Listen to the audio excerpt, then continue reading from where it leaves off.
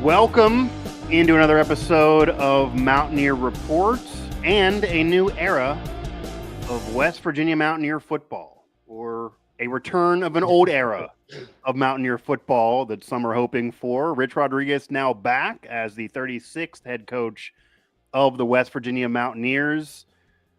Obviously, a bitter divorce existed at one point. A lot of hard feelings existed at one point. Some of them are still there. This is a polarizing reaction to his return, but for the most part, an injection of excitement for a lot of fans, a lot of attention on this program, and a lot of expectations and hope of winning and fixing what went wrong the last 6 years under Neil Brown. And just factually, Neil's a great guy, but that's the darkest 6-year stretch in program history in a long time, and the second worst stretch in terms of win percentage for a head coach of that long of a period of time. And the expectations are that RichRod's going to come in there, fix that right away, and you can in this era.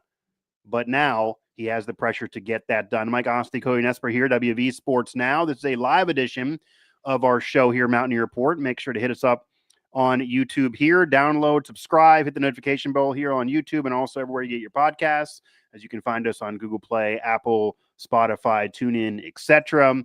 Just search Mountaineer Report in your podcast directory or wherever you get your podcasts. And like we've been doing with some live chats here, we did a few during the search. We will take your questions. We will read your comments. We will engage with you if you do comment. And because it's RichRod talk, I got to caution, we got to keep this sane since the reaction to this has been anything but so far. So obviously a lot to unpack here, Cody, to say the very, very least. It kind of felt like we were getting here once Andy Kotelnicki put out publicly that he was no longer a candidate and he's going back to Penn State. It felt like we were full head of steam to RichRod coming back, certainly when you whittled it down to the list of candidates that were really left and the others that have already taken jobs that it now definitely sounds like, from what I've been hearing, that WVU told, you're not our guy. And then it got down to RichRod again. And Pat McAfee's heavily involved, obviously, will be heavily involved with his show leading up to his intro press conference. Obviously, notable alums are very excited. Most fans are very excited. Some fans are not. Some fans are not and trying to say they're never going to watch the program again, or this is the day the program has died. What's your reaction right now? Where's your surprise meter on the fact that this actually did occur? Because as much as we've been hearing rumors, even in the middle of the season with Brown, that this was a possibility, and RichRod now back in the game, was coaching, having success. RichRod maybe he's interested. We were hearing rumblings about this for a while. Some have even been hoping for this for years. It still kind of feels a little surreal that it actually has occurred. Like even typing the words WVU head coach Rich Rodriguez without having to say former in there, that still felt a little weird, even though now it's the case. Rich Rodriguez is back as the Mountaineers head coach. Yeah. I think weird is the exact word I would use. Like it's kind of a weird hire. I said as somebody, I didn't grow up a West Virginia fan. I'm not from here. So I don't have the emotional connection to that time, nor do I have the emotional scar from when he left. But it's just a weird hire. I think all rehires are weird. I think Scott Frost going back to UCF is weird too. Okay. And if you had told me, the day Neil got fired that RichRod was the guy, I wouldn't have believed it probably. But as soon as, like you said, as soon as Kotelnicki dropped out, like you look around, some are all re-upped. Chadwell said he's not going to leave Liberty. Yeah. Albin, who wasn't a huge target, Albin went to Charlotte. Barry Odom went to Purdue. When that happens, you kind of look around. It's like, okay, Jeff Monken. He didn't go anywhere, but that's really it, right? Yeah. Right. So it's like like you said, as it went on, and certainly when Kotelnicki dropped out, it just felt more and more like we were going to have RichRod. Like it is like I said, all rehires are weird because not a lot. It's hard to amicably leave a job. Like even when Scott Frost left for Nebraska, like fans didn't like that, right? Even though they were insulted because he was sending a message that that's a better job, even though you're a better winning program right now. That's an historic job. I got to take it. He's a Nebraska guy. He's not a UCF guy. He played there. He was sending that message. This is great now. That's better. And then he did come out afterwards and said, this is a phrase I think we all can live by, that sometimes when you're happy, you got to stop and just be happy there. That kind of paraphrasing what he said. So yeah, maybe he realizes he regrets that decision. Obviously it didn't work out in Nebraska, but even Johnny Majors going back to Pitt at one point, like the rehires do very rarely, even the NFL. Joe Gibbs going back to Washington after winning 3 Super Bowls, you go back, try to fix things.Ey're just average the whole time. And I saw a really good quote, and I forget who it was because I wish I could give him credit, but it was a guy, a Louisville fan, talking about when Bobby Petrino went back, and like obviously he went back and they got Lamar and he won a Heisman and everything. Yeah. But they did like I'll have to try and find who was talking about it. Was it Greg Meyer, who used to work with me in Pittsburgh and now is in Colorado? Because I saw him say that he's a Louisville fan. It might have been him. It was Greg Meyer, formerly of the Post-Gazette, who I've worked with in the past. But they were saying he made that comment about. They were saying like as much as it was awesome having Lamar Jackson and all this, like it did feel like you spent the whole tenure chasing ghosts. Yeah. Right, and it's like I don't know. I think especially with RichRod's situation, I do feel like maybe the whole tenure is going to be looking back at 20 years ago and trying to relive the glory days. 100%. That is exactly what people are trying to do. And we'll get into that more, but that is exactly what people are trying to do. 100%. And like, it's just like, it's different now. And I don't know if that's a healthy way to RichRod's the guy, like I give him a fair shot, hope he's successful. But 100%. Even the people that really wanted him, like if he isn't immediately good or whatever, if they're like trying to relive the past, are they not even going to give him a fair shot? Like that's what, if you remember, Mike, when Neil first got fired, I said, don't marry yourselves to these. I think it was Jimbo and RichRod. And it's now, I think my advice would be don't marry yourself to 17 years ago in, like Pat White's not coming out of the tunnel but like, I don't know. That's like, you just got to keep an open mind on this, because I think that's where rehires go wrong. Is it's like even Mac Brown a little bit, like he was pretty good. That was a rehire, 2 tenures in North Carolina. Yep. But even that, I think, that fan base was still wanting more and more. It ended worse. He said publicly, "I don't want to retire," and the next day they fired him. That obviously is hard feelings. They had a good run with him the second time, but it was still like people. I mean, went to a bunch of bowl games, made the championship one year, but it's still like, I think people were still disappointed. And obviously, with the hire they made, I think that's if you want to talk about a weird hire.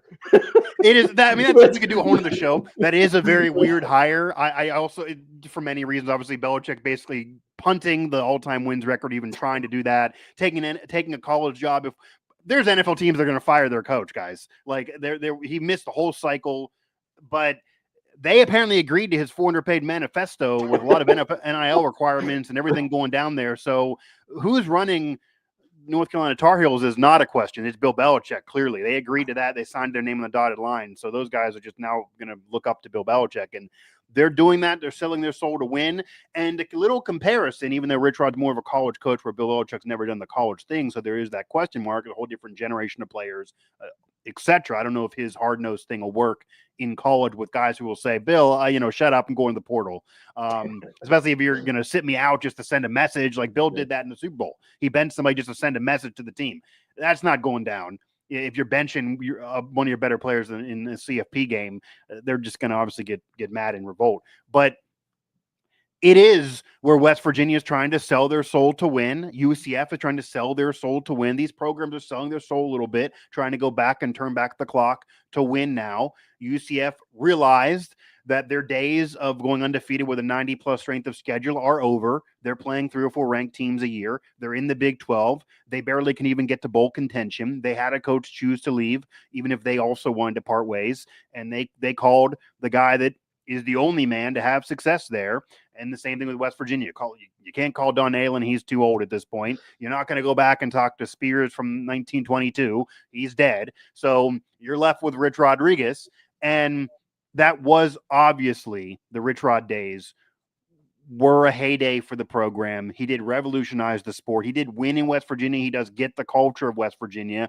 And when you have the backing of Pat McAfee, prominent alums, Ken Kendrick, and money that's supposedly supposed to come in. And we also heard Ren Baker who said that regardless of RichRod or anything, they're going to get to the full rev share. So when you're at full rev share plus extra money coming in that could just be a bonus, there's a lot to argue that it could be successful and he could win. I mean, he does usually win, even if not ever to the level at West Virginia since leaving. But the expectations are really sky high. Off of what you're saying is very, very true. If he loses a game, certainly if he loses that first Pitt game, which is ironically on 9-13, I mean, if he loses that game, his detractors are going to be very, very loud. And I do think the expectations for him are to not only just take a step, like Neil Brown was trust the climb. Year zero, the program said in year one after Holgorsen, we're not even caring about that year. There's no year zero. Mike Kazaz, they'll give him credit. He put it out there. I don't want to hear year zero. I don't want to hear year zero. If the program tries to put out anything of, trust the rod or any type of thing of like, year zero or I saw the in rod we trust or any type of if I hear the word patience from Ren Baker or anything like that, I get that's realistic. You got to have it, but no, the fans are not there. I mean, people, and I know Ren Baker hates a win bar total and things like that. Next year's schedule is easier. I would literally say if Rich Rodriguez does not win 8 games, there are going to be a lot of fans really mad. I mean, maybe 7 to be reasonable, but certainly can't go 6-6. They just fired a guy who did it. So the expectations are really high to contend right away. That may not happen. It may happen in year 2 or 3. Maybe you got to give them time. That's being fair. But the expectations are so sky high that I don't know if you can meet it. And Cody, the example you bring with Mac Brown, I think most North Carolina fans, when they brought him in, their expectations were to get back to relevance, to get back to bowl contention, and to be quote unquote good. And he kind of did do that. They never were a national contender, but they were at least good in most years, sometimes underachieved like this past season. West Virginia fans are not expecting just to get back to relevance and be good. They're expecting to literally contend for conference titles and to be in the CFP. Yeah. And anything else will be a disappointment. And then you're in decision. Are you firing RichRod? And then how do you sell the future of the program? Yeah. This is all chips to the middle of the table for Ren Baker and the Mountaineers, 100%. Yeah. Oh, absolutely. This part of the reason this is so weird to me is this is a win now move. Yeah. They don't have a win now roster. And if he brings his dudes from Jack State, is that going to be a Signetti at Indiana type of move where he brought all his JMU guys? It worked there. It did work there. And McAfee brings that up all the time, that if Signetti can do it with a worse career resume, why can't RichRod? But I do think it's in the Big Ten. You're absolutely right about this. Like last week when there was still speculation, McAfee was talking he was like, oh, wouldn't it be great if RichRod comes back and wins the championship? And it's like, Pat, what are you talking about? He's talking about a national championship. The guy hadn't even been hired yet. Yeah, and they were just 6-6, right? And then the other thing that keeps kind of getting to me, people keep saying the Big 12 is wide open. Well, it's wide open without Texas and Oklahoma. There's some good teams in the Big 12. Well, it's wide open because I feel, and I've said that too. I think it's wide open to the sense of there's a lot of really, really good teams. Some good, some really good. Arizona did win the conference, if you want to call them great, but I don't think anyone's elite. And during the beginning of West Virginia getting in the Big 12 with Dana Holgorsen after winning the Orange Bowl, the reason why I never got back to that, even 2016, is because he did that in the old Big East. That was the last final conference title there. Then you go to the Big 12, and Oklahoma and Texas, they're not the giants they were 20, 30 years ago, but they're still way better than you. West Virginia only beat Oklahoma once, and it was with Garrett Green, never with Holgorsen, despite all his recruits. You're staring up at behemoth programs that are going to get 5 stars every year. If you look at recruiting ranks and financials, West Virginia is much closer to being on par with who's in the conference now. Yeah. I think that's what Pat is alluding to, that if Arizona State can win the conference and I put more money into WVU, why can't West Virginia? That is the thinking there. Yeah, it's still like you see these G5 conferences, they're up and down because of the transfer portal and those rosters churn so much, but you look at the Big 12, Iowa State's been good for 5-6 years. Yeah. Kansas State has been good for 6 years. BYU's been up and down, though. BYU's been up and down. Utah was down this year, but Utah was down this year with I don't think this is a wide open kind of thing where because you hire a good coach, he comes in and dominates the league. Like there's really good teams in this league. Like that's something nobody wants to like. You're right. I keep arguing with people about that. The Big 12 is a good league with good teams, but nobody wants to talk about it. I think you're right. And all this I just don't think there's an elite team. I think that's the issue. Yeah, I don't think there is either. But like, I don't know. And maybe Arizona State messed up by coming in and winning right away. I think the conference would have been better off with Kansas State or even Utah. Utah is closer to being a blue blood kind of in this conference. Honestly, I think the Big 12 even would have been better off with Colorado or even West Virginia, who has history, winning the conference. I think Arizona State winning the conference, the CFP are going to say, like even in West Virginia did it. I think they would say there's a lot of fans, a lot of history. Okay, we can get behind this. But Arizona State, I mean, how many fans are there? They're not even the number one program in their state. I'm sure the CFP was like, oh my God, this is one of the worst possibilities of anybody winning this. And if they're going to give me Arizona State pulling off a dynasty here, I am not on board with the Big 12. Yeah. I'm sure that's kind of what because years ago was TCU, who again has a similar little brothers thing in their area. Baylor has a recent conference title. Kansas State does. Those are not attractive conference winners, probably to the TV network or the CFP. I'm sure Pat McAfee feels like, and this is true, that if RichRod in West Virginia wins, they would be an attractive winner and they would get a bump. And even if they have a couple losses and they're vying for a conference title, that they would get. And you have to think, like with McAfee's influence there, if they're in a scenario where they're in a 12 to 14 ranking and they have a couple losses, but they lose in Dallas or something like that. Do you think there's an influence from McAfee to call up ESPN and be like, slide him in the CFP? Like that, I think he thinks he can do. And maybe fans believe they can do that too. But that would be the worst news cycle week of my life if we had to do a can Pat McAfee get West Virginia into this. That would be a just what his show would be like in that scenario though. Every day he'd be trying to argue them in that CFP. Every day he'd want him in the CFP. And to think there wouldn't be an influence there even in the back of your mind, because he's obviously with ESPN. ESPN is driving this whole bus. It's hard to imagine that there wouldn't be anything in Heather Dinage or Paul Feinbaum getting a text from Pat McAfee. Like, and that's not fair, but this is a very political thing. So that might, like, who's sending the text for Arizona State in the future? So that might be, again, what fans are thinking, that West Virginia is always the underdog. They're always, if there's a bump, they're not going to get it. And I think the fans believe if they need a bump, McAfee's pushing them through now. I think that's why there's so much belief in McAfee. It may or may not happen. We have to see.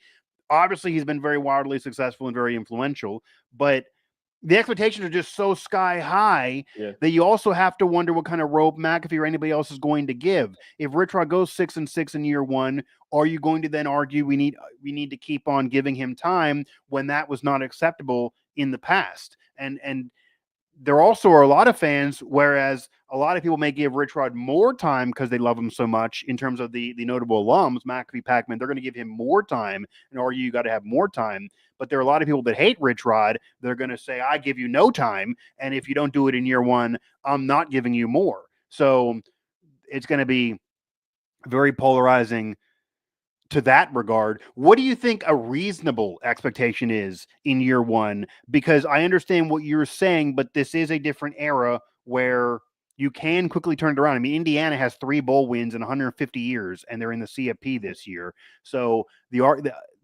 if they can do it, why can't West Virginia? But what do you think the expectations reasonably should be in year one, even though both sides of the fence are probably not going to meet these as reasonable expectations? Yeah. I think you were right on, Mike, and would say 8 wins, win a bowl game. Like, I think that's reasonable. And that's like, I feel so weird being the guy now that I have to say, like, hey, be fair to RichRod. Right. But it's like, you got to, yeah. The people that are, they're talking themselves into all this stuff. It's like, it's not fair to expect that out of a first-year coach, no matter who it is. It's not fair to expect that out of Bill Belichick, right? To say he has to make to make the CFP his first year because he's Bill Belichick, right? So it's like I'm not being a Debbie Downer. I'm just saying. Scott here, Scott Maddox, on. Cody equal Debbie Downer. A lot of let's go. I'm still 50-50 with Rich, which Derek's bringing up. I think that's a reasonable thing right now. Let's one of the greatest redemption stories begin. And that's what McAfee's been bringing up too, that if RichRod would, I mean, I even said this on Sirius earlier today, if RichRod would even win a conference title, let alone a national title, ESPN would literally do a 30 for 30 just on RichRod. Not even about 13-9. I'm talking about just on RichRod. That is how crazy the story would be. And it would be legit. It would make sense to get you there. I mean, that would be how crazy the story would be. I think people are dreaming that though before they even get on the field is the problem. Yeah, that's somebody said would fans say Big 12 title is a realistic expectation? Fans would say that. It is not. I think a reasonable, right? Like it's not a reasonable expectation to say we should win the league every year because of the coach we hired, right? Like Ohio State, Penn State, Alabama, Georgia has this kind of expectation. Well, they don't even win their leagues every year, but exactly. Right. And that's like you can't set that bar already for RichRod. It's where it is. And that's why I'm not being a Debbie Downer. I'm just saying be fair to him, right? Like let him come in a year and build a base and recruit. Yeah. And then, like if he has great success in year one, then like year two, let's talk about a conference championship. And then year three, let's talk about the playoff. But to do it in year one, it is so unfair. And it goes back to this, you're trying to relive people want to go right back to being number 2 and 1 win away from the BCS. And it's like it's not fair to RichRod or the program to go right back to that, and it's not fair to the fans because you're gonna make yourself miserable. Well, Cody, I mean, that's where we are. There are some fans who are miserable because of this decision because they feel like you're going back to your ex. They feel like your ex cheated on you publicly and then you divorced and kind of made a mockery of the situation. And then decades later, you're going back and saying, I couldn't date anybody better than you. You got married a bunch of times. I couldn't date anybody better than you. And I wish we didn't have that horrible breakups and I want to get back together. You're kind of groveling, even though the horrible stain and you still were left at the altar many years ago. So it kind of is what this is like. I mean, I even saw somebody put out there on social media, just because West Virginia took RichRod back, that doesn't mean you should go call your ex. Like that's very, very true. And then the funny thing is, and this is exactly an embodiment, Cody, of what you're saying and where the fan base is. Because I saw one person quote that tweet and say, I hear you. This is paraphrasing, but I hear you. But I did that. I called my ex, and now she's my wife. I saw that. and I read that, and I know that person. I don't necessarily want to call them out here, but I read that and thought to myself, that is it. That is the embodiment of this fan base. That somebody brings up something that sounds very logical, and somebody comes back. And not to say that what was said there is not logical, because if you're married to your ex and you guys got back together, more power to you. Congratulations. Hope you have a bunch of kids. But that just shows you where the fan base is, that somebody's here on one side of the fence bringing up logic, and you're bringing up logic as well because you have a proof of an example of success in your own life, but it's on the total opposite side, and it's 180 from each other, and just within seconds it was like, yeah, I did that, and now we're married, and it's like you're like hands up in the air, like, all right, like I don't know what to tell you now. But that doesn't take away that you shouldn't be calling your ex left and right. Like I think the reply back from the girl who originally posted, like, well, that congratulations. That's a rare example here. Yeah. Still don't call your ex, everybody else. Like, yeah, like that's just where the fan base is. But we're also going to find out. I think we're going to find out very soon where the expectations should be. And I'm going to wait to fully write that until we really see what happens in the portal. The recruiting class is done. I now need to see, because we haven't seen any of this yet, on who now decommits that was committed to the old staff that maybe doesn't feel like they fit into the spread offense, or for whatever the case may be. They don't want an older coach. See who decommits from the 2025 recruiting class. See who RichRod can bring in the portal. See who he does bring in from Jacksonville State. There's already rumors of Noah Devine's son, and that feels like, again, we're going back to the glory days. Like, because you know what, we know this from covering the program for a while. Neil Brown offered Andre Devine and then pulled the offer away because a player with a higher rating committed. They could have had Andre Devine already. So it's not like this is a player that was out of their reach. They literally, the previous regime that was unsuccessful turned him down because they got players of a higher rating. So now if you're ending up getting him, you're now ending up getting the lower rated player. You may have the better coach, but you know what I mean? Like, so we got to see who RichRod brings in the portal, what the roster really is going to look like, and then we can see. Because the coaches that you had the expectations on winning right away, even Cignetti, part of why Indiana people are maybe not fully surprised, he walked in there and then it was immediately, okay, I'm bringing this number of players with me. You immediately knew, here's the roster.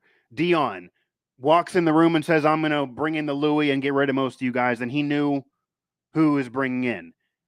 Right now, there's still a major question mark on what this roster really looks like. And Garrett Green, who really fits with RichRod, obviously is out of eligibility. Yeah, I think it'll be interesting to see, like, hey, if RichRod comes out in his press tomorrow and says, we're going to win the Big 12 every year, it's like, oh, okay, well, RichRod, I'll stop saying people should be fair to you. You know, like if he, whatever expectations he wants to set for the program, I mean, that'll be telling too. Yeah. That's what we said about last year with Brown. Like Brown said, we got to win a conference title, and they didn't. Neil Brown just did it, and it just, in part, kind of ruined his reputation and led to him getting out of here.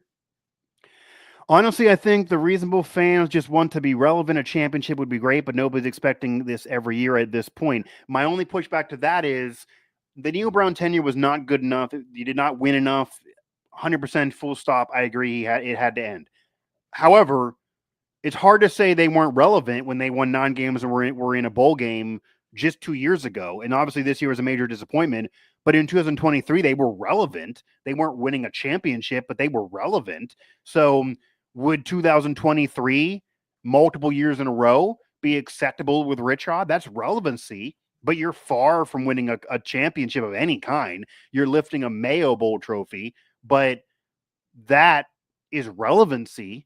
So like now we're even still wondering what's relevancy. I think there are some fans that think relevancy is contending for a conference title. Relevancy really is below that bar. And then you get to the conference title and then you get above that. But sometimes this has worked and sometimes it hasn't worked. I mean, you could kind of argue Mac Brown at least was successful early on. The Joe Gibbs thing certainly didn't work with Washington. Majors definitely didn't work with Pitt. Scott Frost, maybe it could work. We'll see. And then we'll see what RichRod does here. Nico doesn't scream RichRod offense like Green did, but I think he's capable of running it too. What do you think? And I before I get there, yeah, BPA, who's been in a lot of these chats, he brought up a point that I almost was going to bring up earlier. We're talking about expectations and giving time. And it's a different era now, so you can do it quicker now. But I don't know if McAfee's forgetting this too, or everyone's forgetting because of how great the overall tenure was when RichRod was here the first time. Year 1, he was 3-8. Year 1, RichRod was 3-8. And yes, he was taking over for somebody, and that was a Hall of Famer in Don Nalen, but those last years of Don Nalen were not good. So he was taking over similar to what is being taken over after Brown and went 3-8. And if RichRod goes 3-8 in year 1, that injection of life, this hype now will come crashing down. And it might be unreasonable, but there is no room for him to go 3-8. There's no room to go 5-7. There's no room for year 0. You got to at least do that 7-8 win bowl game thing right away. And then maybe next year you take the step, but it got to feel like that. But who do you think on this roster now makes sense for RichRod? What do you think the roster is going to look like? Or do you think he's going to go in there like Dion and say, respect to the kids, but they're not my guys. I'm bringing in all Jack State players. Like he's going to have confidence in them somehow in the Big 12 to get it done. He's going to go out in the portal and do mostly a portal roster like Dion did. He'll keep a lot of the guys there now and try to figure things out with Nico.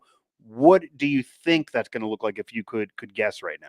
Yeah. Well, I think the most, there's 10 maybe guys on this roster that would be big wins to keep, right? Nico's certainly a big one. Jaheim White, C.J. Donaldson, Traylon Ray, Rodney Gallagher, Hudson Clement. If you could pull Josiah Trotter back out of the portal, I get the feeling he's going to get maybe too much money to pull him back out. But it's a pretty big senior class, so there is going to be a lot of turnover no matter what. I saw you put WVU back in his Instagram bio, by the way, though. So I don't Not think to he read into that bullshit. somebody told me that, but then said he never actually took it out. Okay, because So the reports are that he put it back in. So if he never there you took go. it out, then that loses that luster. But yeah, okay. But like, I don't know. I don't think Jack State winning Conference USA is like, oh, those guys are world beaters. You got to bring Right. them in, and like, so it's Different. probably going to be a weird portal roster. Think about Neil Brown's first year. The portal wasn't even there then, but it was like a bunch of old grad transfers and some Yeah, high school but guys. that was year zero. There was Right, no expectations there at all. No right. expectations there at all. But that's just what I think next year's roster is going to have to look like. If you huge win, keep Nico, keep Jaheim White, keep Rodney Gallagher, keep Hudson Clement. Like huge win on the offensive side. So do you think if you're RichRod, Yeah, you want to keep Nico? You're trying to sell Nico, or do you want better than Nico? Knowing the expectations, because whether it's fair or not, you got to win early. Do you think Nico can win you a Big 12?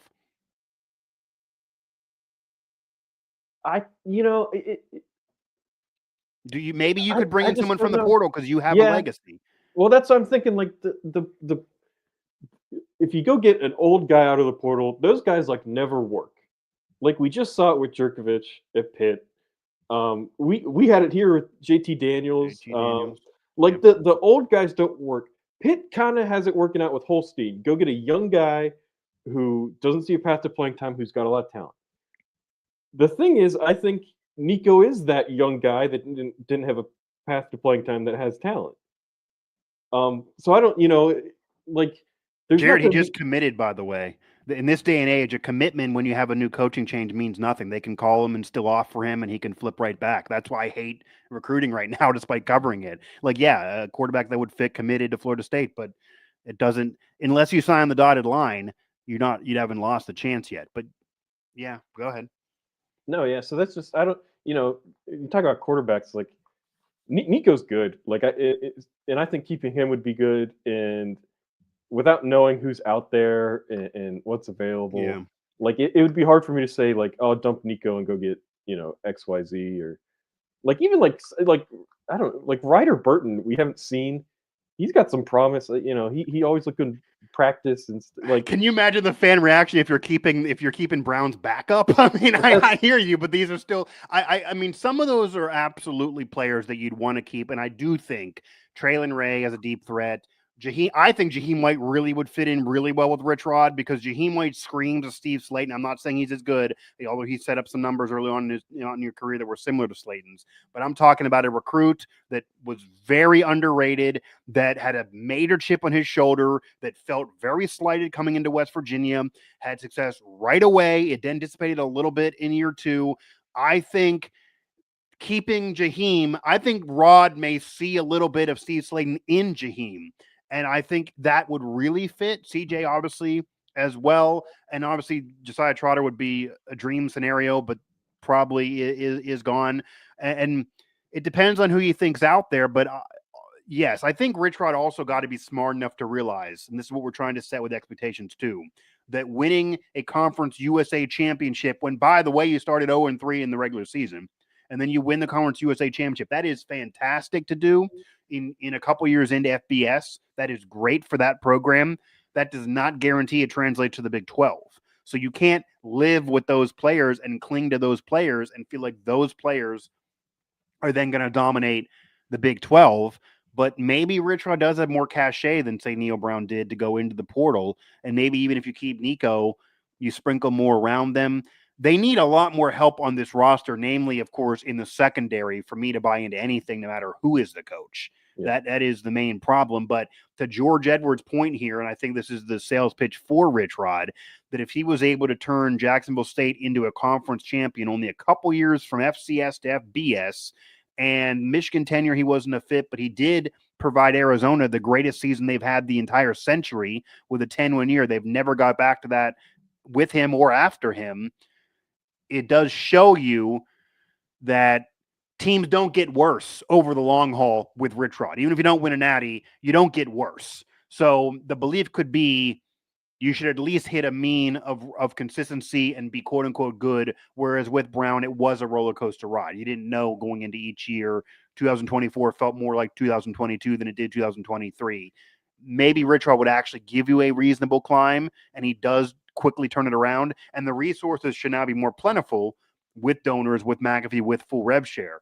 But I think there might even be more work to do than RichRod's aware of right now. This might be a little bit of a honeymoon situation here. We're going to really start to see when you really get into the offseason, no one's talking about this anymore, and it's fully RichRod doing the work in the portal. We're going to see what the roster looks like, and then you get to spring. Yeah. The defense is basically a total overhaul. Like, there's nobody in the secondary, and there's nobody really on the defensive line. Like, all those guys are graduating. Like, Eddie V, I think he's going to get a medical year. If he's coming back, and he's told me that he's coming back. Yeah, but and that's then like guy. Trotter's gone. Trey Lathan's there at linebacker. Ben Cutter is there at linebacker. If those guys stay, but like the defense is going to be a total overhaul. Yeah. Offensively, I think they've got. Obviously the whole line is gone. That's going to be a struggle, but I think they've got nice skill players, and that's why I said, keeping those guys. Yeah, keeping those guys, I think would be a big win. But maybe, I don't know. Maybe RichRod comes in and says, "Hey, Neil Brown sucked. Everybody get out." Right? Maybe he does what Dion Maybe he does. I mean, although like Hudson Clement being a West Virginia kid that went from no scholarship to full scholarship, imagining if the West Virginia boy tells him to get out of town. Like, I mean, I do think RichRod is going to like some of those players. I do think he's going to like Hudson Clement. I do think he's going to like Jaheim. I do think he's going to like Traylon Ray. So I don't think he's going to want to get rid of all of them. But the offensive line, I think this is an easy way of saying this.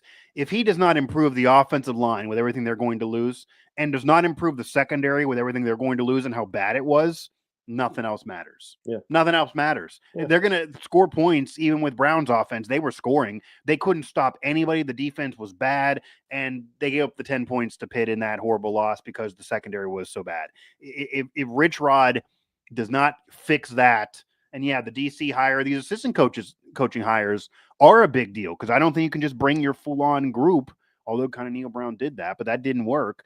Like, it'll be interesting what that looks like. What that is. If I was RichRod, I would try to get a little younger everywhere around me because I am an older coach now. We will see if that's what happens around him. Yeah, and I maybe he'll like Neil. If you remember, Neil brought his whole staff from Troy. He did. It'd be interesting if RichRod just brings his whole staff, or but DC hires can be huge. The whole defensive coaching staff is going to be huge because that side is so bad. Yeah, that's the most important. The DC hire more than OC, 100%. Yeah, 100%. And that's I don't know. That's why it's this is a really this is much more of a gamble hire than I think anybody's talking about, because it's like, what if it just doesn't work? Right? Like, same with North Carolina. Like, what if that just doesn't work? And then I don't know. I don't want to say you waste years, but like, you do kind of, it's this whole big spectacle. And this is a bigger risk though, because that's an outsider at least. I mean, I know that, his father years and years and years ago, and his son's a coach in waiting type of thing. But like, even as I'll go to McAfee again, and McAfee even brought it up with Bill Belichick. Like, if that doesn't work, if you have a contract that in place saying that whenever I'm done, my son is the coach in waiting, and what if you're losing? How does that work? Obviously, they're not going to want to have your son then be the next coach when you're already losing. Are you getting out of 2 contracts? That's pretty awkward. Like, that could be a mess, but West Virginia could even be a bigger mess.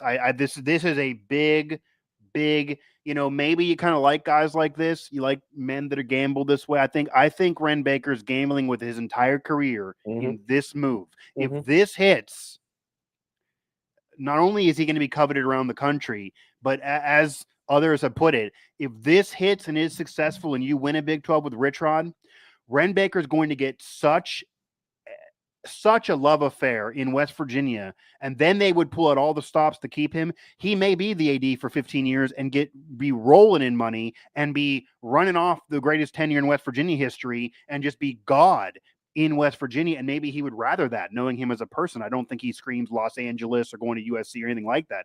He may find himself in that great spot and then stay. But if this does not work, he is 100% on the line, and his legacy will be horrible. Even if DeVries works out and Kellogg works out, it doesn't matter.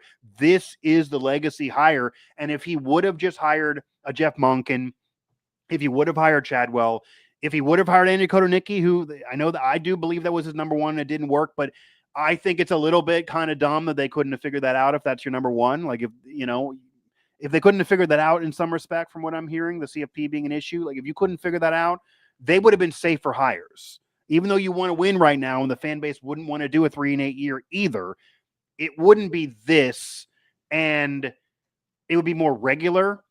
But I guess, Cody, it's higher risk, high reward, probably what Ren's thinking. If you brought in Jeff Monken, a Chadwell, a Barry Odom, who they dropped off the list pretty early, even an Anthony Beck, who doesn't have the experience but is one of your guys with ties, who they also interviewed but dropped off the list, or any of them, Andy Kotelnicki even, somehow that was the hire. I do think you could win. Maybe you even win a Big 12. You wouldn't get the money, you wouldn't get the resources, you wouldn't get on the McAfee show as often. It would not be the same. And maybe what Ren Baker's thinking is, once the AK situation fell through, or maybe RichRod really was his guy all the time, even though I don't believe that, the risk here is high, but the reward's higher. Whereas I can get here with Andy Kotelnicki, even if it's a great success. I can get here with Monken, but maybe he believes RichRod is the only guy that can actually win a national championship, and that's where he wants to get. Yeah. So because the resources would flood in more with RichRod, and the conference is open in this format, that might be his thinking. That I would rather have me fired in a couple years, and I have a really bad tenure and legacy. I don't have to worry about coming home here. I'm not an insider. I'm an outsider with a chance to win a national championship or a conference title, versus a ceiling of I can only get to 10 wins as my peak. That might be what he was thinking. Yeah. Yeah. Knowing Ren, I doubt he went in thinking RichRod's the only guy that right can reach those. Like I think that would be a terrible mindset to go into any sort of decision. It would be, but that might be reality in terms of the resources, though. Right. Yeah. But he wouldn't think that. Yeah. Also, Ren said he doesn't care about winning the press conference or winning the press release. Like he told us that the day the search started, so that led me to believe, like you said, I thought Kotelnicki was his number one guy. It certainly seems like it was, the way everything played out. If RichRod was his number one guy, I don't think Kotelnicki needs to put out a statement, and maybe they just hire RichRod right after his team wins last Saturday. That would line up, maybe. I think if RichRod was the number one, they would have done this sooner. 100%. Yeah, 100%. The time kind of hints to me that maybe he wasn't. And the Kotelnicki statement comes off to me that once they realized that wasn't going to happen, or they're working things out, that screams that Penn State there was too much smoke. They were aware that there was a sit down between him and Franklin said, if you want to go, great. If you don't want to go, we got to do a statement, because this was clearly a lot out there. So they're not putting a statement out if the reporting was wrong, in my opinion. Yeah. And that's like, I forget what night exactly he put it out, but the night he put it out, I'd be willing to bet he got offered that night, or at least they were talking about it, and they realized they couldn't make it work. Yeah. And so he turned it down, and then he put out that they didn't turn it down, so that this stuff wasn't following Penn State in the playoff. Right. But I don't know. I think RichRod is a double-edged sword, where you get the excitement today, you get maybe the money today, you get on the McAfee show today. Yeah. But if this fails, it'll be a much bigger flame out than if, let's say, you bring in Jeff Monken, and there's not excitement today, but if he fails, it's just okay, whatever, we'll hire somebody else. If RichRod fails, I think it's going to be viewed as a real institutional failure of the athletic department. Whether that's fair or not, that might not even be fair, but that'll be how it'll be viewed. 100%. The other thing with Ren is, this is all him, because Guy is going to be gone. Yeah. Right? This is going to be on Ren. Ren's still there. The university is Guy, and the face of the athletic department is Ren. Guy's gone. So now this is almost solely going to be Ren, for better or worse. Mm-hmm. And so I 100,000% think this is Ren's job. Whether this works or not, unless he cuts ship and leaves for somewhere else. Well, right. I Before mean, it if he plays does out. that, yeah. I mean, I do feel like that the way. I mean, none of the there were rumors of TCU and like none of that has been substantiated. Nobody legit was reporting any of that, and Ren basically confirmed that he did get an offer last year, and that pretty much looked like that was Missouri. So Ren is getting a lot of attention because I think think of it this way, Cody. If you are an administration of another school, West Virginia hasn't won to the level they have in the past under Ren, but I'm sure that they're thinking, man, he had to deal with so much, and he's actually done well in this wacky scenario. So, man, imagine what he could do with us when everything's sane. Like, I mean, like it's been a series of drama, and he's been able to stay above water. And basketball looks like they're going to get ranked, and women's basketball could legitimately vie for national title. And that was after all the drama. So those athletic directors or administration, maybe bringing in an athletic director, got to be thinking like, wow, what he did there is good, but nothing matters. I'm sure Ren knows this. Yeah. If Mark Kellogg is in the Final Four and Darren DeVries gets an Elite Eight run and Rich Rodriguez is 6-6, doesn't matter. Yeah, doesn't matter. Absolutely. Does not matter. RichRod got to win. RichRod has to win, and the pressure is on RichRod to win now. And I think the difference of this, because people can point to the WVU started 3-8, but the other ones he did win quickly. Arizona won quickly. Jack State won quickly. Michigan was a bad fit. Okay. He's never had pressure to do that, though. The only other time he had pressure to win, not even WVU, the only time in RichRod's career he had pressure to win right away was Michigan. Yeah. Because he was coming off WVU, and Michigan's Michigan, and they always want pressure. Arizona, no pressure at all. They always underachieved. Jacksonville State, they were FCS when he originally got there. No pressure at all. Everything he did was coming up roses, and he took them to greater heights they've ever could have dreamed of. And West Virginia, when they were 3-8 that year one, they expected nothing because he was a hometown kid coming in after Nayland, and they knew it was so rough those last couple of years. They expected nothing. This is the most pressure he will feel in year one since Michigan, and he has been public in saying that was unfair to him. Here it is again. Yeah. Is this unfair to you? Because he has to be aware of what he's signing up for. He could say he wasn't aware, he wasn't a Michigan guy, he wasn't aware of that then. He has to be aware of this now. Yeah. So those comments can't happen. Ren cannot say we're trusting a climb when you're doing an intro press conference for Rich Rodriguez's return. Yeah. You can't. You may want to. You can't. Yeah. I think it'll be really interesting, Mike, when and we'll have to FOIA his contract. They probably have it today. We could get it. Definitely tomorrow. Yeah. It'll be interesting to see the length of his contract. Right. If it's like 5 years, that's a pretty long first contract for a coach.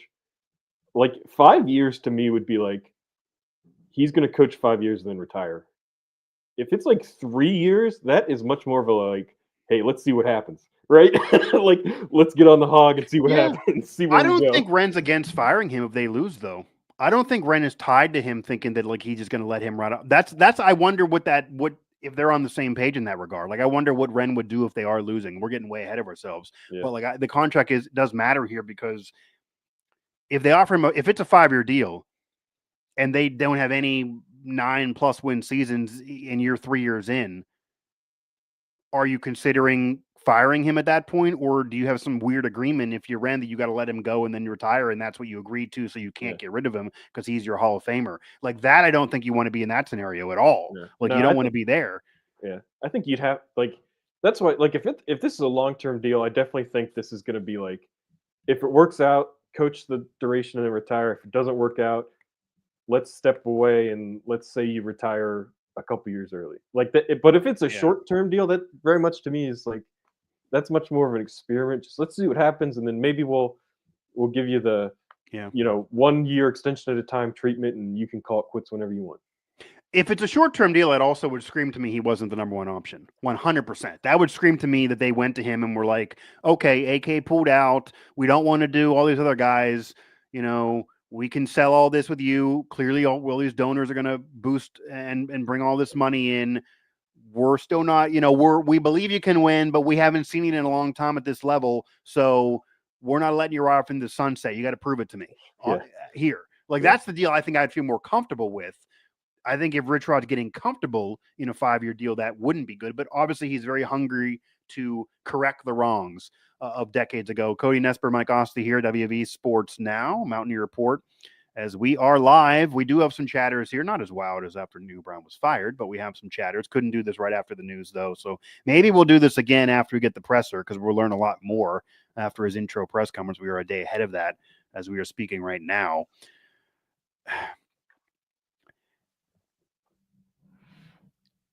What do you think? Well, we're going to hear from them. They're going to be asked this, but we may never know the real truth because we're in a press conference setting and Ren is not going to tell you that he didn't want this guy that he's sitting next to. He's obviously going to say, this is my guy, even if he wasn't really the number one. In your best guess, how do you think this whole process went down? How much influence do you think McAfee and the donors really had? Because McAfee is public in saying that he was not trying to influence things despite talking about it on the show. Ken Kendrick, after the news leaked from Pete Thamel, came out there, we put it on the site. He said that Ren was not pressured, was not bullied. That is wrong. And that Ren made this decision on his own because he thinks RichRod can win.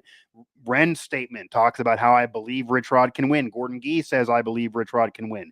Everyone's saying the company line is the main reason here is we believe RichRod can win. And there are reasons to say that maybe he definitely can and will win. But what do you think really led them to Rich Rodriguez in all reality, if you could guess, regardless of what they even may say? Yeah. I don't care what Gee says. Like he plays the game as good as any administrator. Right. Him and Ren met Tuesday night after they did the in-person interviews and after Kotelnicki dropped out. Yeah. That's when the decision was made. Like maybe Ren went to him and said, hey, like I want to do RichRod, and he went to get Gee's like grace, or Gee said, hey, let's wrap this up. Get RichRod, we know him. Especially because hours before you're saying, Gee was saying how they hadn't talked. So that leads me to believe that right after that Sports Business Journal interview that went so poorly that they probably did talk, and Ren probably went to him and said, they met Tuesday night. He probably went to him and said, I want RichRod. And Gee's not going to give pushback if they really want something athletically, I wouldn't think. But like, I don't think this is a decision that Ren made on his own. And then went and took it to Gee and said, hey, what about this wacky idea? Yeah. And I also don't buy that Gee had nothing to do with it. I don't buy McAfee and Ken Kendrick didn't have anything to do with it. Right. Like that's what the game is in college athletics. Like everybody has something to do with everything. Even if they don't intentionally try to. Yeah. Right. But I don't know. Like I think it's like we were saying, I think it's pretty evident Kotelnicki was the number one guy. And I think ideally you want to have a safer backup plan. But like I said, do you think Rich was the number 2 guy? Because that's never discussed by anybody. And I originally thought he was more of a 3 or 4, but maybe he was the 2. I could buy that a little bit more. I don't, maybe. I was getting the feeling Jeff Monken was the number 2. And people were saying that, but I found it hard to believe they were going to hire Jeff Monken. I never really heard them loving him. No donors loved him, by the way, from what I've been like. My source is no fan or donor or source liked the idea of hiring Monken. I do think that everyone was so dug into RichRod, and even some liked Kotelnicki. But once AK dropped out and RichRod was still there, I think if they would have hired Jeff Monken, this reaction would have went from jubilation and injection of life, the McAfee show, to a big thud and the fans mad. Because I think Monken is a very Neil Brown guy. Yes, he's won at Army, but I think he would have needed to trust the climb. He would have had a year 0. I think he would have needed to bring in his players. The wishbone guys at Army would not have worked. He might not even be able to bring them in because of government issues and trying to still be in the service. So I think that would have been a journey.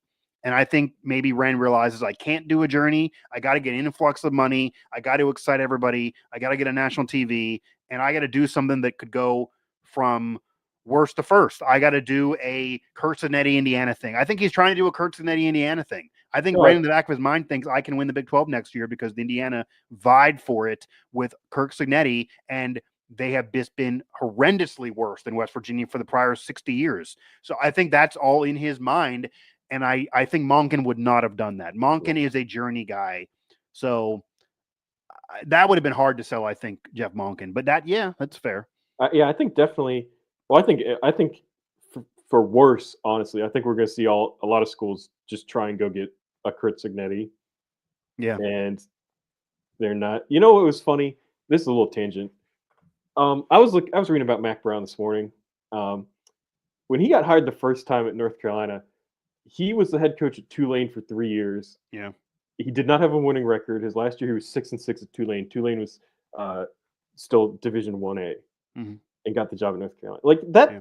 That's never going to happen again. Like no Power 4 school is ever going to go out and get a guy at the FCS level and let him develop a program and do besides Dion, but yeah. But you know, besides how many Dions are there? Right. Yeah. I mean, that kind of was the RichRod story. I mean, that was kind of RichRod's story before West Virginia. That's just what used to. That's what used to happen with programs, and it's and it's like we've been getting there slowly over the past few years with the portal and NIL, but like coaches aren't just going to be given time to build. And that's like, if Jeff Monken doesn't get hired this cycle, like that's why, like nobody wants to do that. Like people want to. UNLV hired Dan Mullen. They that would have screened bringing in Monken. It's still a Group of 5 level. He just won, but instead of Monken, they went Dan Mullen, and Dan Mullen, he's had Power 4 success, but he's coming from TV, and it feels like in this day and age that the attractive qualities that administration wants in a head coach are this: someone that can win a press conference, somebody that can inject excitement, somebody that can raise money, somebody that recruits and transfers, namely transfers, will get excited about and know who he is. Yeah. They may not know assistants, but they know RichRod. They watch clips of Pat White. Like they know that was the RichRod guy. And maybe a sexy hire, even if the experience is being skirted, they would rather have somebody that can inject money, resources, and excitement more than experience, even for their coach. And sometimes that can work. Sometimes it cannot. Not always will that work, but sometimes that can be fine. Sometimes in this era, maybe you do need the resources and the money and the excitement more than anything else. But it's a really tough day if you want to be an offensive coordinator and try to get a job someday and be a head coach. Like this, This is now a hard climate. Like when we were talking to Jeff Koons the other day, I asked him straight up, what is your goal? Do you want to be a head coach someday? Like, what do you see yourself doing in the next 5 years? And he did say kind of this a little bit. I think I'm reading into it. Of years ago, I would have said I definitely want to be a head coach. But now in this coaching climate with everything being so crazy, I just want a good spot for my family where I fit in. He basically gave up his dream because he realizes the experience that he's put forth together not nearly going to be cachet to the level of bringing RichRod back or hiring a Dion or a Dan Mullen or any of those guys. Yeah. So that's it. It's, I think we've seen it, the biggest jobs this cycle of all, like bringing Scott Frost back. That's what UCF, they're trying to do that too. Like if they don't want to build again, they want Scott Frost to come in and win next year and win the Big 12 next year. And like, I guess Purdue with Barry Odom, but Purdue's, never going to make that kind of hire. That big sexy, but still Barry Odom's a name. Well, Barry Odom was a name that people at West Virginia initially months ago maybe wanted them to hire, and he would have been the attractive Group of 5 guy that we talked about several shows ago. But I mean, to defend West Virginia in that regard, that would not have been a sexy hire. That would not have injected any life. I don't think they would get any more money. He might be a good coach, but I think there's a ceiling with him. I think that would have been a Neil Brown hire. You're not going to win the Big 12 in year one with Barry Odom. The only chance of winning the Big 12 in year one, even if it's a glimmer of a chance, is probably doing a sexy off the board. And even though RichRod was there before, it's kind of an off the board hire where it's going to bring life and injection more than maybe what he's actually doing at 63, and he's going to have to really fill himself with a solid staff of a lot younger guys that are going to be doing a lot of work probably in actually hitting the pavement, recruiting, etc., and put his system in place. But that has to be part of this. That the chance for a quick turnaround and to really hit it big and cash in was with RichRod, whereas the other guys are probably journeys, because all the names everyone brings up, like Craig, who I mentioned earlier, a former colleague that said they shouldn't do this because of what Louisville messed up on years ago. Well, Louisville did have the big year that you mentioned, and all the names that he said WVU should have hired, I don't think the fans would have been excited about. I think part of the Neil Brown era kind of ruined what you'd want a program to normally do because the fans have no patience now. You are coming off of one of the worst periods. I don't even think it's Neil Brown here, but in general. I think it's nationwide. Like, I think every Power 4 team has to make a quote unquote sexy hire, right? Or else they're gonna be like he lose, right? That's what it is with the portal and NIL, and that's what North Carolina did. That was a sexy hire type of thing. I mean, that's not. I mean, they wanted a sexy hire 100%. Yeah. So that's just the tide of college football, and we always say, Ren's a smart guy. I think he's after he didn't get Koroniki, he probably recognized that and said, this isn't a Jeff Monken hire, right? This isn't a. I can't do it. I can't do it. Like, I don't think I can do it. Maybe he did go back and say, maybe this is a win the press release kind of hire I need to make. Maybe this is a win the press conference kind of hire I need to make. Yeah, and he did. He won the press release. They won the press They're going to win the press conference. I think the announcement was. I mean, it almost is like. I think it was dragged out a little bit longer than it needed to be. I mean, we got some proof that they had this locked in a couple of days ago. I'm not sure why we had to go. I mean, we're almost hitting 24 hours from Thamel. I mean, I don't think it needed to be dragged out, but I do think they were trying to win it. They were trying to tease it. They were telling certain people in the media, put out your graphic that it's coming. I mean, I got that text too. Everyone was getting them. That's why people were putting it up, and I didn't because I thought it was ludicrous. Like, and then they're trying to tease it, and then they put it up there. And they were even late on what I was told. I was told 10, and I think it was like 10:20. They still lingered. It's like, what are we waiting for? Like, this decision has been made. I would say, well, I forgot what I was going to say now. Oh, the timeline thing. I could see, and if I don't know if Ren would say this, I could see them not announcing yesterday because the bowl press conference was yesterday. And the whole night, though, I mean, that was. But but like that's why, like, if Ren came out tomorrow and said, "Hey, we didn't announce. We wanted, the guys that are here to just kind of have that day." Then don't leak it to Thamel. Well, that too. I mean, come on now. Yeah. I mean. But Ren. I mean, he said if the coaches do right, we'll do right by them. If he says that was us doing right by them, not. I heard people were asking me like, "Oh, are they going to announce at the bowl press conference?" Like, no, they're not going to step on Chad Scott's toes. They're not going to, screw those guys over. Oh, I had somebody as I'm walking into it because there was another event going on right near there. I won't say what it was, but I had somebody from that event who straight up asked me, "Do you think it's going to come soon? I'm hearing noon." And I literally said that would be the absolute earliest because we're going to have a press conference at 11 about the bowl game. This is going to go at least 40 some minutes. It actually ended up going an hour. And my exact words were, that would be wildly, disgustingly disrespectful. Yeah. And they didn't do that. I didn't think they would, but people weren't even thinking that. They just wanted the announcement as quick as possible, but that would have been insane. That would have been insane. But I think once you hit 7 p.m. and Thamel has tweeted and Chad Scott is home with his family, I do think you let the national do it so it doesn't look bad. I think 10 o'clock, maybe in the morning at 8 o'clock. Do we have to go to 10:30? Maybe I'm just complaining here, but like maybe we're just, but I think it was dragged out a little bit long personally. But they eventually got here. I wonder do you think Belichick ruined yesterday at all? Like he stole so much of the headlines nationally. It's like he's still taking some besides McAfee, but maybe that might be a point that they I mean, even over Frost, I think this is more of a sexier hire. The only one that stole it really is Belichick, and obviously that's going to take it from you when you have the GOAT from an NFL perspective coming over to coach your average program. Like, I'm going to actually agree with Stephen A. Smith here and say, like, if this was Alabama or Georgia, I could actually have the conversation. But for North Carolina, that's a basketball school. Yeah. Like, their NIL money that they have coming in, if they get a big influx of money, though, it's not like you're going to – can you imagine Bill Belichick telling the mega donor, sitting down with him and saying, I need $20 million to go ahead and win a football national championship. And this donor is going to say, well, I only have, X number of dollars for the athletic department overall. And Bill's going to say, okay, well, I need 80% of that to win a football national. He's well, I'm sorry, the basketball team's going to lose then? I don't think so. This is North Carolina. I'm going to try to win basketball. Like, how's that going to work? At least with RichRod, again, those donors would put into football first. This is a football thing. They're going to care about him, number one. Maybe all the energy they were trying to buy Huggins and Natty, maybe they're going to put it into RichRod because that obviously didn't work out with Huggins. And we're also assuming, we're not going to talk about it necessarily on this show, that what RichRod was fired by at Arizona because it wasn't on the field, what happened at West Virginia outside of just leaving, and I'm not talking about on the field, I'm talking about off the field.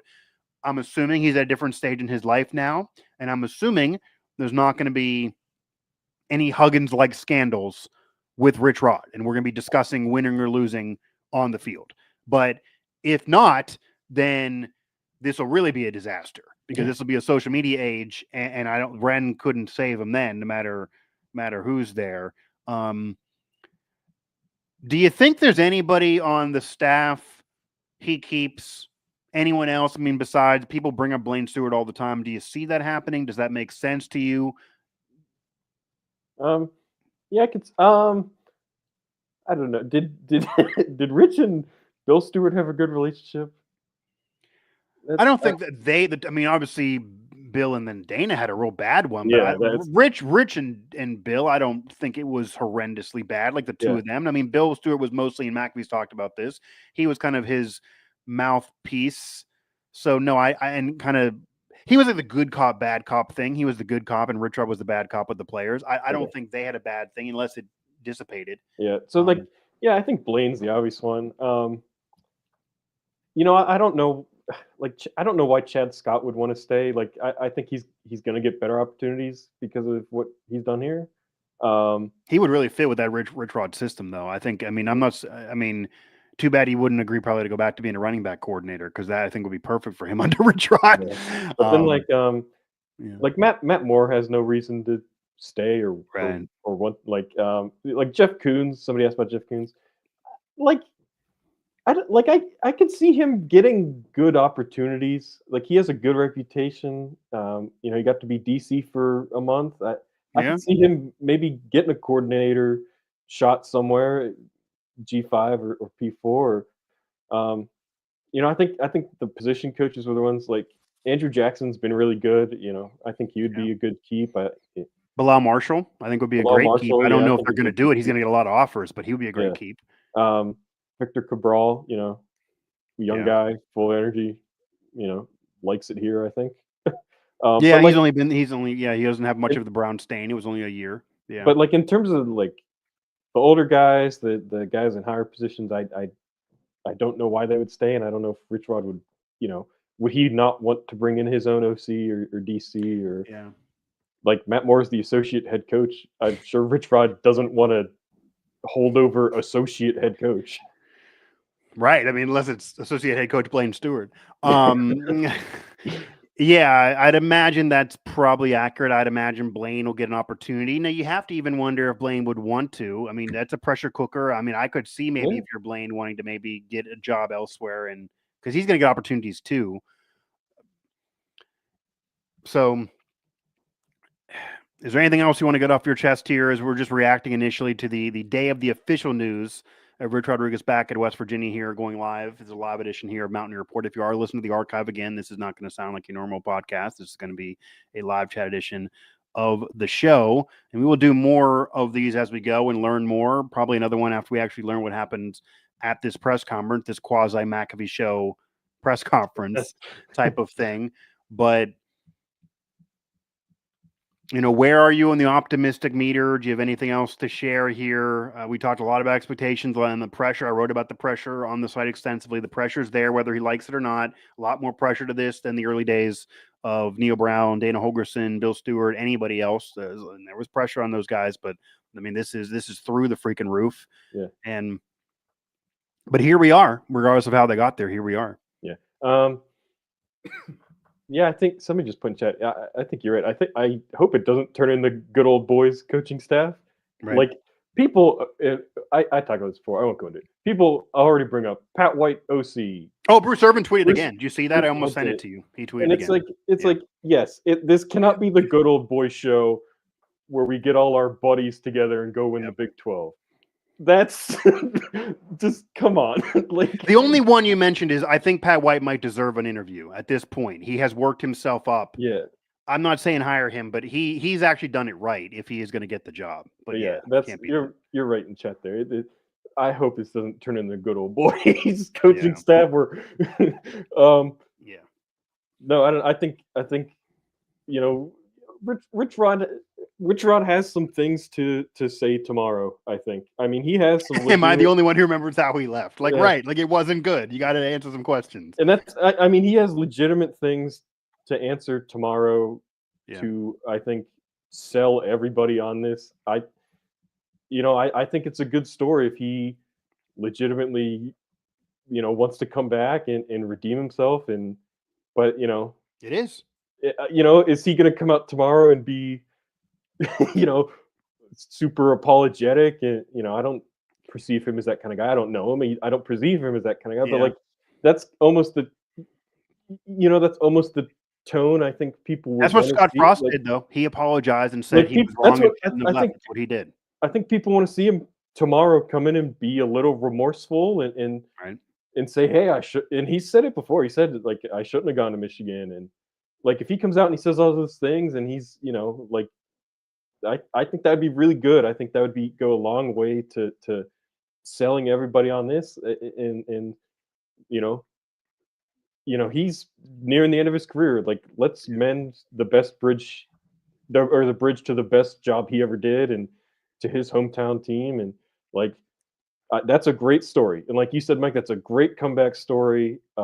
Be a movie someday. And even if he doesn't win a national championship, I think you at least want to get to the point where there's enough success to, I mean, if he comes and even wins one conference title based on what he did in his first tenure, or even if it's similar to like a Mac Brown type of era, but maybe a little bit better than that. I mean, we're talking. Are you talking about a statue? I mean, that's how great it was initially. That's how great it was initially, and obviously he left so horribly. Yeah. But if he comes in and has anything close to a level of success, and he ingratiates himself to the people, and he gets this comeback story, that is what you'd be talking about. He would be arguing with Don Nehlen as the greatest coach in program history. There are some that think he is now because of how great that small chunk of time was, even though Nehlen was there for 20 years of success. So that is all right in front of him. And something that somebody brought up, I saw a fan bring this up that I do want to hit on. I do think it's true. And this is a defense of RichRod, because he does need to answer about the integrity question that Ren Baker did not have to say this. I mean, the reason why you keep saying it, and I think this is fair for us in media to do, and we both said this, there are media members who set an expectation bar off of what they believe should exist. And it's not that, I have put out my opinions on what I think it should be the case, but it's also fair to say you're setting an expectation bar off of what the coach and players put out there. Yeah. When Neil Brown sat, because I had somebody on another show say, well, the difference of the Mike Locksley versus Neil Brown is Mike Locksley went out there a couple years ago with Maryland in similar resume and said, we're going to go vie for the Big Ten title, and they've not even been close to it. And I said, my man, I don't know if you're not following, but Neil Brown at the start of 2023 or 2024, after 2023, Neil Brown sat there in our first press conference in the spring and said, our goal is to win the Big 12. Garrett Green then got up there and said, if we're not in Dallas, it's unsuccessful. Yeah. Quay Hubbard said, if we're not in Dallas, it's unsuccessful. I think his quote was, I can't dream of us not being in Dallas. Yeah. Like that. So once they're saying all of that, that's the bar. That's it. They said it. They didn't achieve it. And a firing and your legacy ruined and all the players are not going to be remembered positively. That's what happens when you set a bar and you don't get there. Yeah. We will see what RichRod says. I think it goes one of two ways. Does he go to what you're saying in the presser and say, make the whole thing about, I shouldn't have left, I apologize, I handled it poorly, etc. Because it wasn't just about him taking another team. Let's face it. He not only did he leave, he sued the school at one point. I mean, there was literally a lawsuit over a buyout. It wasn't just that he left for another job that he always cried about. He sued the school. So if he wants to apologize and say, Ren and I talked about that extensively, and, that regime's no longer here. I do believe my assistant should have got more money. He's been open about that was part of the issue. They didn't get the money. And I agree. That's some bullshit if they don't want to pay you $50,000 for assistants when you build all these buildings. I hear you, but that doesn't mean you got to go shred recruiting documents. That doesn't mean you got to go sue the school. So are you sorry for that? And when he might make that the whole press conference. Okay. That'd be great. To be fair, I think the school sued him. Well, I think he fought the buyout, though. Well, because I'll use the words. I know he fought the buyout. because I've heard him in interviews talk about that he was told by his lawyers and Michigan to fight the buyout. Okay. So maybe the school sued him. Maybe you're correct. They sued him. He was fighting the buyout. But the point of it is, yeah, he's fighting the buyout. It's not like he said, let me go take this other job and just whatever the buyout is. Michigan's rich. That's fine. He was fighting the buyout. Yeah. So it's either going to be that, or the other presser will be, which I think the fans also kind of want to hear too, is I'm a winner. You put my offense in here and we're going to win the Big 12. And I'm going to finish the story and it's going to be a whole McAfee thing. Like it's one of the two. One of those two things are going to be the press conference, when you could argue we should probably get a blend. Yeah. And if it's too much of the latter, that's going to feel like that's unreasonable expectations that he's putting on himself. So whatever he says, if he stands up there and says, I want to contend for the Big 12 in year one, you best believe I'm writing an article. That's where the expectations are. Yeah. And that might be, I don't want to hear anyone saying that's unfair, because we're going to go off of what this man says. Yeah. Yeah. I think you're right. If he comes out, I think the perfect press conference for WVU, come out, say, hey, I want to, I love this place. I want to mend that bridge. I messed up. Or even just say, hey, both sides messed up 17 years ago. I'm back. Let's fix it. Let's go out and win some games. That to me would be like that. That's probably Ron Baker's dream message. And you're right. I think if it's we're also both correct there. If you look at one of the chatters, I think this is what happened. The school sued because he refused to pay the buyout and was fighting the buyout, and then he countersued. That's what someone in the chat is saying. I do believe that's accurate. Yeah. But yeah, like I think that would be the perfect tone to take. I think I think if he comes in, and he in at the press conference and he acts like it's the McAfee show and it's rah rah, I'm the best in the world. I'm the conquering hero. Come back to lowly Morgantown to show these yuppies how to win. I think that would just be I don't know. That would really be a weird way to do it. And I think the other side would be really weird too if it's just like, I don't want to talk about 17 years ago or anything like that. So that's I think there's ways for tomorrow to go really, really, really well, and ways for it to go really, really, really bad. Yeah, I mean, if somebody asks a question about the past and he tries to say I'm, one of those like political answers, like I'm looking for the future, not the past, then it's going to be like, I'm sorry, like if he just says nothing about it, it's like, okay, I guess we're gonna pretend that didn't happen. Right, like that. Right, yeah. So I mean, that there is pressure on this, but I do think this is a high risk, high reward situation, and people have said this too, and maybe this is true, Cody. If Pat McAfee of all people, because he got death threats after 13-9, if Pat McAfee of all people, and if all those players, including many of them that he did leave when they thought they still could have turned around the next year and vied for national title, many of them had eligibility left. Pat White was still there, obviously.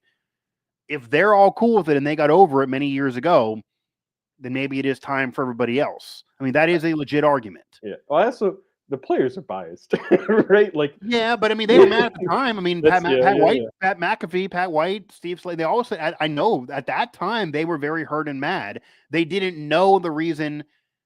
I do think, at least for me,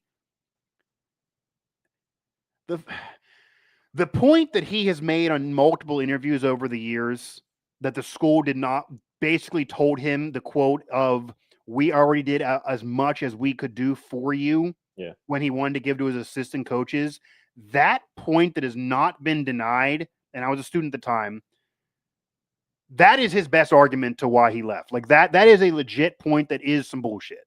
Like, and once that point was put out there, because I went back and watched the show when RichRod was on with McAfee.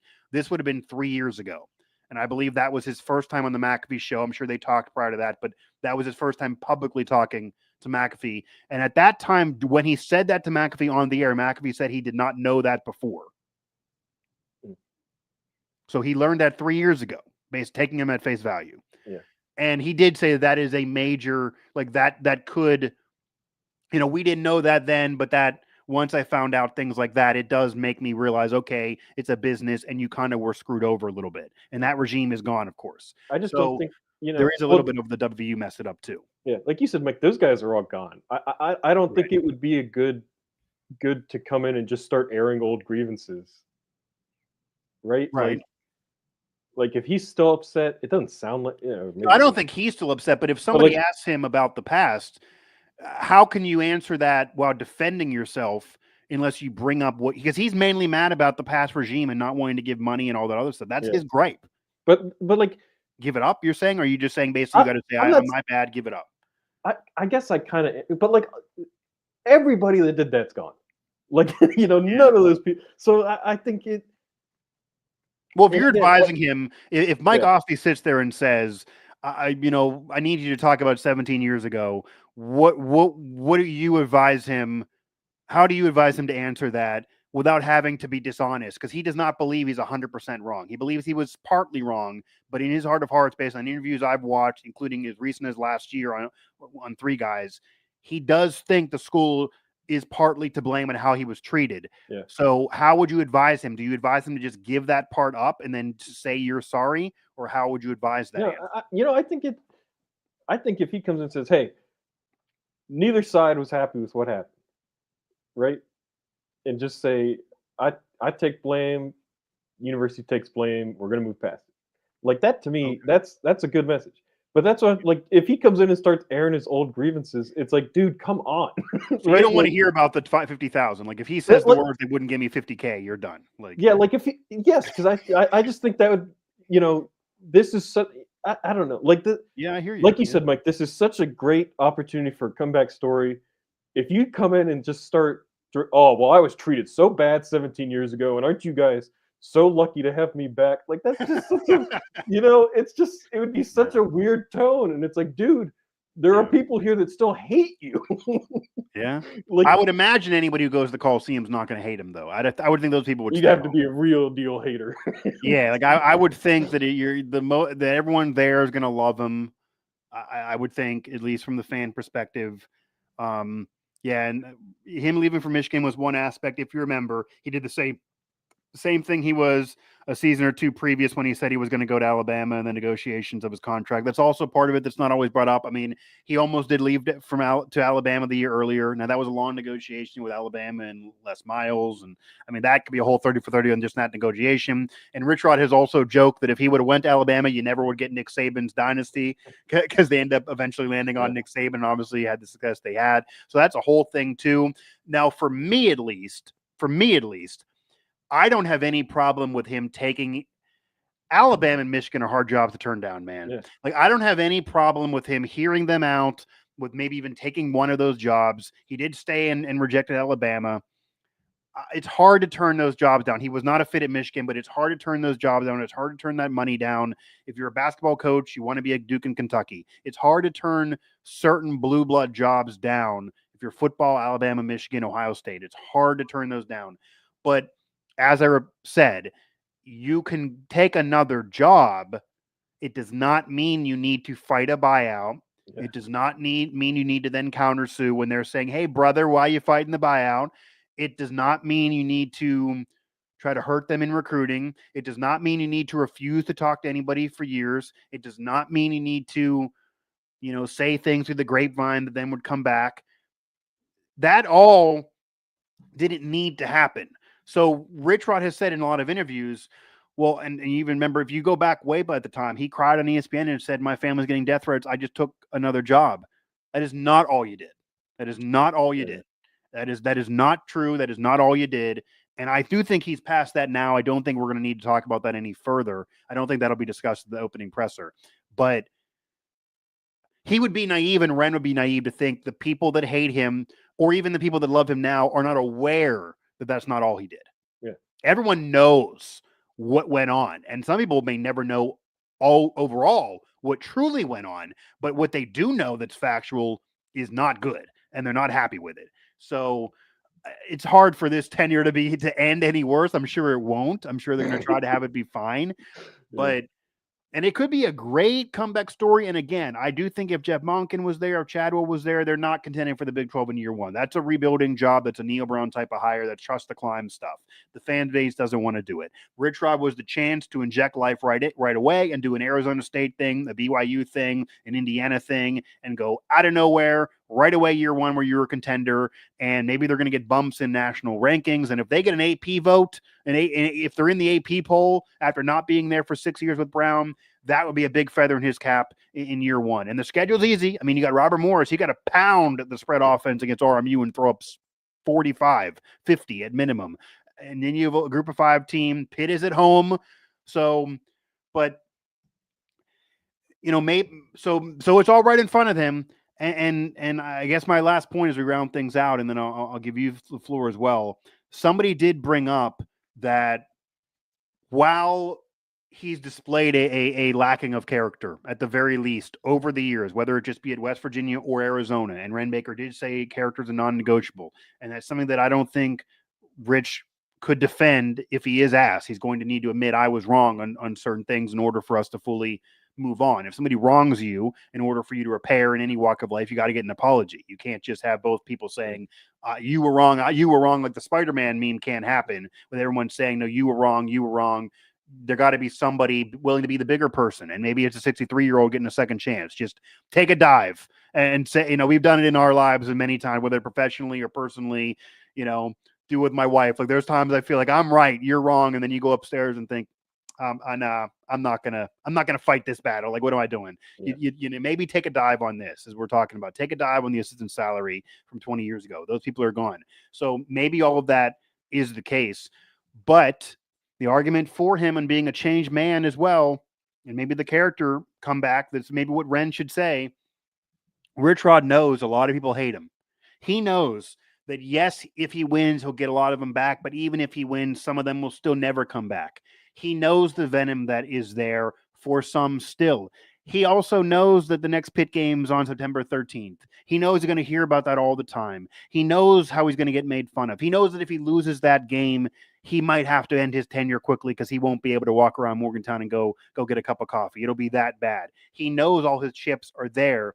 And for him to agree to come back and finish the story and try to repair things and apologize and have a better end to his unfinished business, and knowing all of that is the case, maybe that actually does show a little bit of change of character. I mean, he's going to walk in and be the most made fun of man in America the week leading into the backyard brawl. And he's going to take all of that on the chin and play a game that if he loses will probably ruin his whole career. And that's crazy to say, but I'm telling you, he cannot lose that year one. They are not going to play for several years. That's in Morgantown. He cannot have them put a 13-9 flag in there after year one. There's no way. He would never recover from it. So for him to know all of that and still be willing to do it, when the other option is he stays at Jack State, he wins Conference USA, he has a what-if story that everyone can say, oh, what could it have been, but you're at least a great coach because you're winning here. And he's willing to do this anyway. Maybe that does show a little character in that regard. So maybe that, I'll give him credit for being willing to do this because he's going to take a lot of crap before he actually gets successful here. Yeah, I agree with you a lot, Mike. I think my big thing is, like, wouldn't we all like to have a second chance at something? Yeah. Like, haven't we all made mistakes? It's like, man, if I could just do that one thing over again, and it's like 100%. Love RichRod or hate RichRod, like, I think it's good karmically in the universe, good to just say, hey, he's the football coach. Let's give him a fair shot, right? Maybe it doesn't work out, and this sucks, and it was obviously a wrong move. Maybe this does work out, and it's awesome, and we're all high-fiving. Let's give him the chance. Like, let's bury the hatchet. Let's let him have a fair shot. Let's see what happens. And just, don't chase ghosts. Don't hang on to a grudge. Yeah. I don't think he would have come back if he was still super mad about 17 years ago. If that administration was there, he wouldn't be here. I mean, Ren's a different guy. Yeah. I don't think Ren would have hired him if he's holding on to grievances from that long. So, like, sure. Let's see what he says tomorrow. Give him a fair shake. Hey, and maybe it'll come back around and we'll all get a second chance to do something again.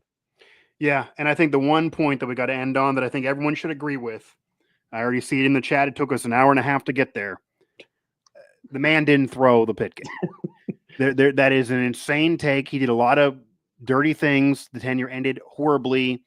even if he already knew he wanted to leave, there's no way you can convince anybody of a sound mind that he is going to intentionally not try to win a national championship, even if just for himself. Yeah. Because if they were in that, he could have stayed for that game, even if he was leaving. He has already also said in interviews that there was discussion on him coaching that bowl game, and he was the one who said, I don't think the team will win with me anymore because the distraction let Bill Stewart coach the game. WVU was willing to consider him coaching the bowl game, even with him leaving to go to Michigan. So if they were going to consider that, they would have absolutely let him coach a national championship game. And maybe he wouldn't have left. Maybe that's part of it. Maybe it's not. He said that that's not why he left. That is a different thing, whether you believe that or not.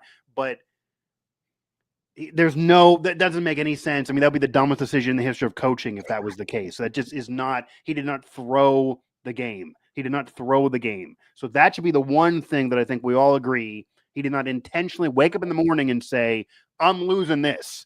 Like there's no way that makes any sense for him, for the program, for anyone. Doesn't make any damn sense. That just doesn't make sense. There's no way that happened. I was also there, by the way. The comeback of I was at the game doesn't work because I was at the game as well. A lot of us were at the game, okay? So that's not going to work. You can't tell me, well, you were at the game. I wasn't. I was there also.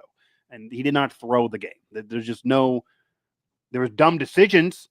There was dumb decisions. Jarrett Brown came in and Pat White was hurt. People forget early in that game. He didn't – Pat White was not 100% healthy in that game. Pat McAfee did miss 2 field goals. He makes a field goal. Pat White doesn't get hurt.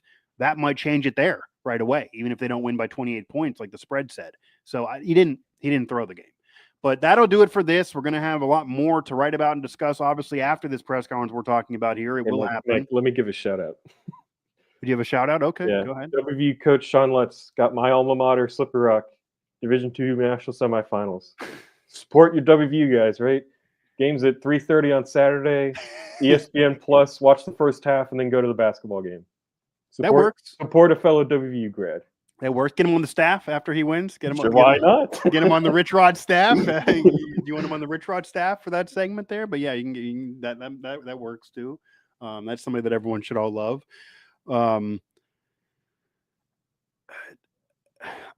This is more than a 1-year thing, no matter what.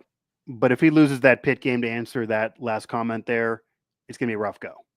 You got to win the Pitt game. I mean, he has to win that game. If Jeff Monken, Caldwell, Chadwell, Neil Brown, Dawson, whoever, me, you, anyone was the coach, you got to win the Pitt game. But like if you lose the Pitt game, no one's going to come with a pitchfork. If RichRod loses that Pitt game at home, and Pitt is not coming off anything better, man. They just lost 5 in a row. They had an easy schedule when they were winning. Their roster's in flux despite Eli Holstein. There are some fans that are off the Narduzzi wagon too.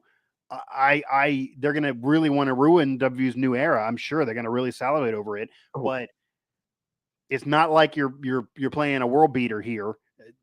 They cannot lose it. They just cannot lose it. I don't know what else to say. It might not be fair. We don't know about the roster. I'm sure when we lead into the game, no matter where Cody is, Cody's going to be telling me, Mike, that's just not fair. You got to, it's unreasonable. I'm telling you right now, they can't lose the game. Can't lose the game. I'm telling you right now. Pat Narduzzi's press conference that week is going to be. He does 2 of them. He's going to do 2. He's going to say some awesome things. Probably, although he wasn't a part of it, so I don't know. Oh, maybe. He's still going to. He's that guy. But yeah, he'll make some comments. Still got something to say. Yeah, it'll be interesting because if you notice, I think personally, at least, he started either feeling bad or liking Neil Brown. So like this past year, he didn't really talk much smack. It was all Neil Brown's a good coach. I think he should stay, all that other BS. It felt like he was trying to help out a colleague who was going to get fired. Maybe not like to rub it in because he knew it was kind of the over. But this will be a whole different story. Yeah. I mean, Brown's gone now. There's a whole different ball of wax here. And I do think they should be lucky this is not going to be in Pittsburgh at Acrisure for year 1, because that would be wild. They would have the video board say 13-9 every 5 minutes. This is at least in Morgantown. Yeah. So you're once the game starts, this is going to be a friendly W atmosphere. Obviously, Pitt fans will be there too, but it's not like it's going to be 75% Pitt fans. It won't be that. And I don't think there's going to be any Pitt fan that's going to get too out of hand in a tailgate, because West Virginia fans do like to have some fun in tailgates, but they also will take care of business if they have to. So this is in Morgantown. He's going to get a little bit, be able to skate a little bit because of that, but he has to win the damn thing. I think if we walk in there post-game press conference and you lose the 2025 Backyard Brawl, his first game back, he's not played Pitt since then. It's going to feel like that same night, man. I think it will. And you don't play Pitt again for 3 more years. That's part of it, too. If you had the next year, I think it'd be a little easier to handle. But you don't play them for 3 more years. You're going to hear about ruining RichRod's comeback story. And we just know by what – you go back to that season. Pitt finished, I believe they were 5-7 that year. They were still out of a bowl game. Maybe they had 4 wins. It was 4 or 5. And they still bring it up. So even if West Virginia has a better season, if WVU wins the Big 12 but loses the Pitt game, it sounds unfair because it's an out-of-conference game. Their fans are going to talk smack for years on end. You have to win that game. And I know the conference is more important factually, but that'll be the most important game he'll coach that whole season. Yeah, you play to win the game, but that's one you're not going to win them all. But that's one you better win. That'll do it for this edition of Mountaineer Report, this live chat edition. Rich Rodriguez back in West Virginia. Like it or not, it's the case. So it's a wild story and kind of a wild full circle thing for me too. So it's going to be interesting to say the very least.